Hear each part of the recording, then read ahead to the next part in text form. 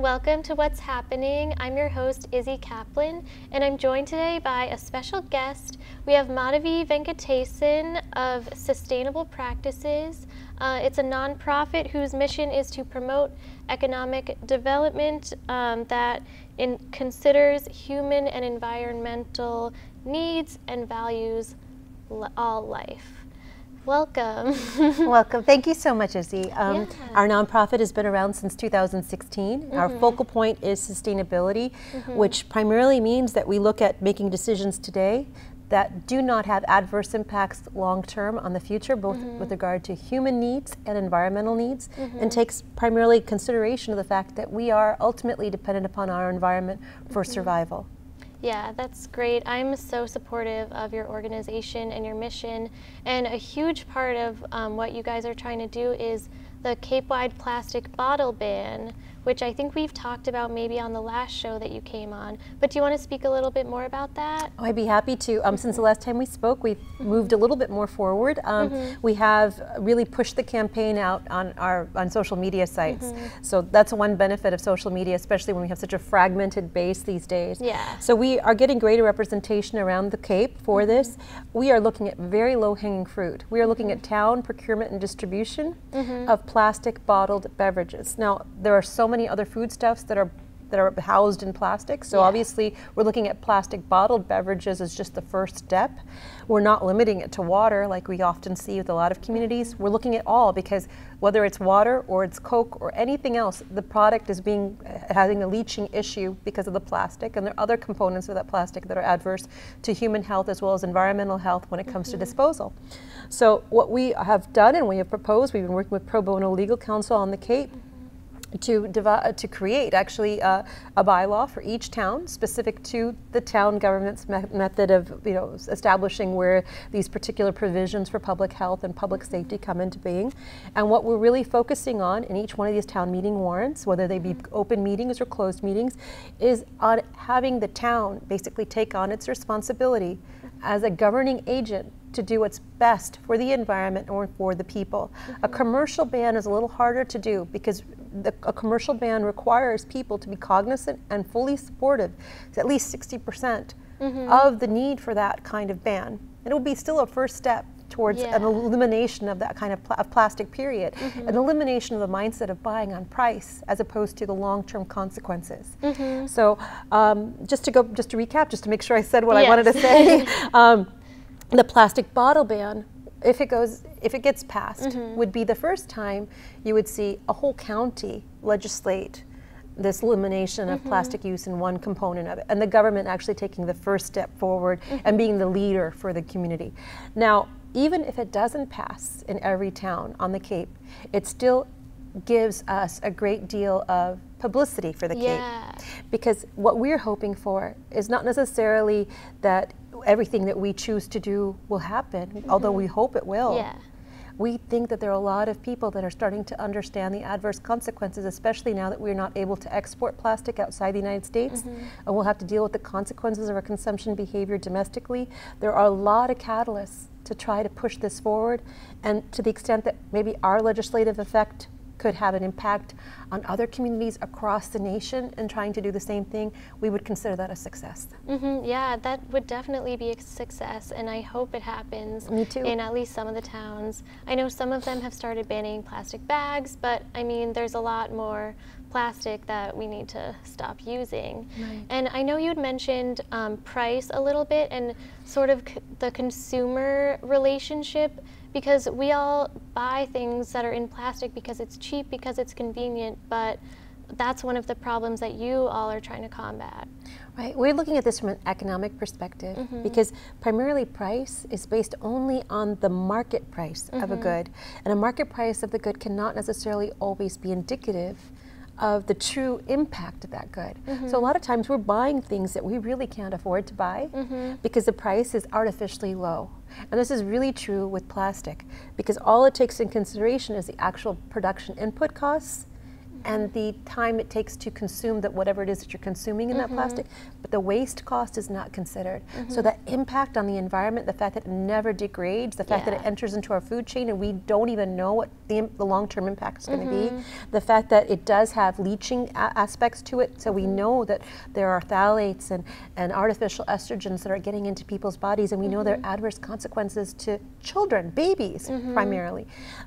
These are not being articulated in the price, which seems very odd. So you have this dichotomy in this country where people buy on price, assuming that the price is indicative of their right to consume, when the reality is that price is artificially low, so they overconsume, and they're overconsuming things that actually create greater adverse consequences to all of us. And our little phrase right now that we're using is, human convenience is an expense the environment cannot afford. And that is hopefully what we're going to be conveying to people more and more, is that when you start to look at the long-term consequences of every choice you make, you need to consider the ripple impact. If you're cutting back on your own longevity for a satiation of a particular thirst at this moment, it makes no rational sense. Yeah. I agree with you. I think it's tough to get a lot of people on board because we're just it's so ingrained in us that we can just have whatever we want whenever we want, but the consequences are a lot worse than we think. And it's really only a social problem today. In the last few decades, I mean, the social construction around convenience and human desire and needing to be satiated is really a more new concept. Yeah. And it has really done a lot to take away people's sense of purpose and meaning and significance with regard to the world around them. So we're hoping that there'll be multiple impacts to this, because if you see every action you do as being a responsibility, it may actually enable you to feel your life has even greater purpose than just whatever it is that you think you're doing every day. That's great. And I think that's another thing about sustainable practices that I think is really amazing, because you're not just focusing on this one mission of like, oh, let's ban bottles because they're bad for the environment. It's like a holistic approach to it, which I think is really honorable. So I'm always glad for you to come in with us. Thank you. Well, we believe that if you change the way people look and perceive things, then the rest of it just naturally falls in place. Whereas if you go after one item at a time, you're not really connecting the dots. And what we're really essentially looking at is a concept of conscious consumption, right? Taking responsibility for what you consume and taking responsibility for the information that you need to have about what you consume for yourself as well as for others. And that comes with a sense of being part of a larger community as well. Great. Well, I think we have a few events that we would like to mention today. So the first one is coming up in about a month, the Barnstable County Beach Cleanup. Do you want to talk a little bit about that? Sure. We have initiated a September 23rd beach cleanup along with our sponsoring partner, which is By the Bay Designs in Lemon Tree Village in Brewster. They sell 4Ocean bracelets, and 4Ocean is another nonprofit organization that basically collects 1 pound of plastic waste from the ocean for every bracelet that they sell. Wow. Now, By the Bay, by being our sponsor, provides us with 100% of their proceeds to support all of our different initiatives. So they have helped us organize this across the county cleanup in all 15 towns. We have volunteers who have come up for each one of these towns and have been volunteered specifically to be a liaison photographer or just a cleanup volunteer. We will be starting the meetings for this to start the planning process in the next couple of weeks. The goal is really community development, more so than necessarily guaranteeing that there's going to be a lot of trash to pick up. Beach cleanups have become very popular in the last few years, and people, when they walk the beach, tend to pick up and clean up, especially residents, as they're walking. So the fact that there may not necessarily be trash on every beach is not indicative of the fact that it's not an issue. It's more an indication of people's being more cognizant of the importance of protecting our environment overall. But for us, we really look at this as a community building exercise, because obviously we need community in each one of these towns to help get this bylaw passed in the town meeting.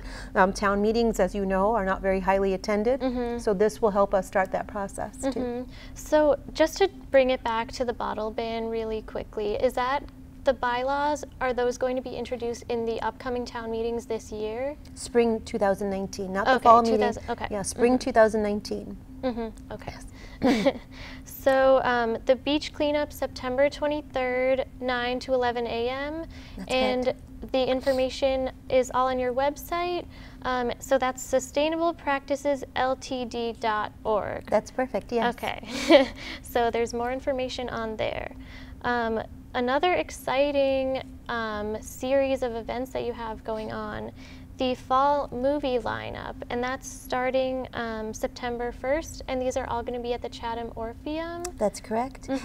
We have our first film, which is The True Cost, which is the cost of fashion, both high fashion as well as general clothing. That's looking at the social justice and environmental justice impacts across the board, because a lot of times people are not aware. And again, it's a pricing issue. You're buying on price, you're buying it cheap. What does that mean? That cheap price is because somebody's being paid a wage that's very low, and more than likely the environment in that particular country is paying for it because there's no regulation to protect it. So now that we realize that we're living in a global commons, it's important for us to take responsibility, especially in the West, that it's our consumption desires that are driving a lot of the issues that we're seeing on a global scale, and that for most of us, we don't really need as much as we consume. Right. I mean, when we look in our closets, and I usually ask this of my students, when you open your closet, how many of the things do you actually wear? And so when we think about that, it's more that shopping and buying has become a entertainment activity rather than a necessity. And perhaps maybe it's time for us to think about the repercussions as well as the responsibility inherent in our choices. The second movie we're showing, which I'm really excited about, is in October. All our movies are airing on the first Saturday of every month at 10 o'clock at the Chatham Orpheum, as you noted, and they are one of our other sponsors, and we're very happy to have that sponsorship relationship. But that movie is called Plastic China, and that is a documentary film that basically traces how plastic recycling in China has impacted the Chinese that are in those occupations where they're focused purely on recycling. So you're able to see the poverty, the environmental issues that they have to live with because they're basically having all these recyclables that they're in charge of, the emissions, the life expectancy, the quality of life. And why we believe that's really important is now that China and other countries are not taking our exports, this is what we're going to be seeing happening in our country. And it's something we should be cognizant of. And then the other two movies, in November we're showing Wasted, and then in December The Island of Whales. Wasted is a food-based movie about food waste, and The Island of Whales takes us back to plastic again, and it's about a very remote area in the world where they're very dependent upon whales for their livelihood and also just a symbiosis type of environment. And now they're being adversely impacted by plastic in the ocean that's affecting the longevity of their whale population. So. Well, that sounds like an amazing lineup of movies. Thank you. Yeah, so they're all at the Chatham Orpheum on the first Saturdays of the month. Again, more information on sustainablepracticesltd.org. We have one more thing to talk about. Last time you were here, you told us about the Sustainable Practices Film Contest, and the deadline has been extended. I don't know, what was the original deadline? Was it October? The original deadline was October. We failed to take into consideration the schools in terms of the time period in which they would start, what time they would end, and people's desire to work on film in the summer. This was our very first entry point to this contest. So we've extended the deadline to December 31st. The rules are still on our website, and we have gone in production with our steward, which is our Oscar, a local artisan, Bob Marcus designed this. He's a sculptor, so it is now being cast in bronze at a foundry, and we will be giving those to the winners of the two major categories. One is a short film category, 2 to 5 minute length film. The other one is a PSA category, public service announcement category, which it works, and we'll hopefully have them aired on all public television stations all across the country. That's a 30-second film and a 1 minute film. So there'll be a winner hopefully from each one of those categories, and the actual sustainability groupings or areas that we're looking for are listed on our website. They're everything from water to the general environment to litter. But we're looking at people to provide us both with the problem and the solution in their short film. And we think having local Cape residents do this would be the best way to get more local residents to understand the importance of protecting our environment too. Yeah, that's awesome. And so that the film contest is open to all residents of Barnstable County. students, adults, anyone really, right? Yes, and as you mentioned earlier, non-professional filmmakers. Non-professional filmmakers. Okay, so that's great. So the deadline is December 31st to submit, and then the actual contest is going to be February 2nd? That's correct, yes. Okay, and is that when the winners are going to receive their stewards? The stewards, okay. Yeah.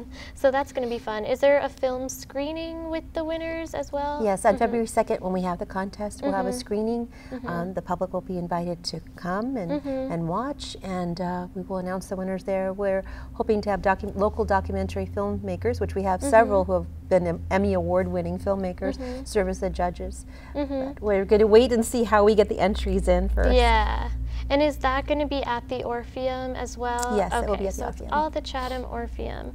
Okay, so I think we've covered all these upcoming events. Is there anything else you want to mention? At this time, nothing. I mean, we are focusing very much on basically getting the educational word out with regard to the impact of recycling. There's a lot of misinformation. People believe that you can recycle pizza boxes, for example. So that in and of itself, that just basic educational element, we think will start to get people more cognizant of the impact of what they consume. But we're also looking at one other element, which is divestiture. A lot of times you will hear people talk about divestment of companies, but we'd like to point out one other alternative. When you own a company stock, you have a right to vote. And if you really want to fundamentally change the way a company runs, you have to be an activist investor and get together with other activist investors and say that I want the way that my management team is compensated to be changed to include sustainable goals, to include having a fiduciary responsibility to the future, not just the financials of the present. And a non-voter cannot do that. So when you sell your stock, you actually are selling it to someone who may have values that are more aligned with the status quo. If you have values that are aligned with the dynamic change that we need for the future, I really ask to start thinking about how you can become more active in promoting those views and work with other investors to do the same. Because fundamentally we are consumers, investors, and government. We are the government. We have a responsibility to understand the rules, the regulations, and how they're enforced, and elect people who share the values that are best interest for the community at large when it comes to government. And we have a responsibility, if we want to make a high rate of return, to understand that that rate of return is coming off of underpricing and leading to these adverse consequences. And when we buy on price, we need to understand that that low price is coming because somebody else is subsidizing our purchase, whether it be the environment or another person as a worker who has no ability to speak up for themselves. And if I could just say one last thing. Of course. Yeah. You know, poverty is an issue that people talk about all the time. And the reason why poverty is not cured is because you need the poor in order for the rich to become rich. It's not a relative comparison.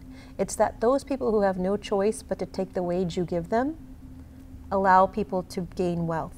Those people who have no choice but to pay the price you force them to pay allow companies to gain wealth. So poverty, when we really think about it, is an issue that we contribute to every day when we don't think about the consequences of our wanting to buy cheap and accumulate a lot. So. Yeah, well, I could go on for hours listening to you about this, but I don't think we have time. But thank you so much. Oh, thank you so much too. Yeah, we're so excited about all these events. So one more time, sustainablepracticesltd.org. Visit the website and participate in the film contest and go see the films. So thank you for being here. Thank you very much. You're welcome. Okay, we'll see you next time on What's Happening.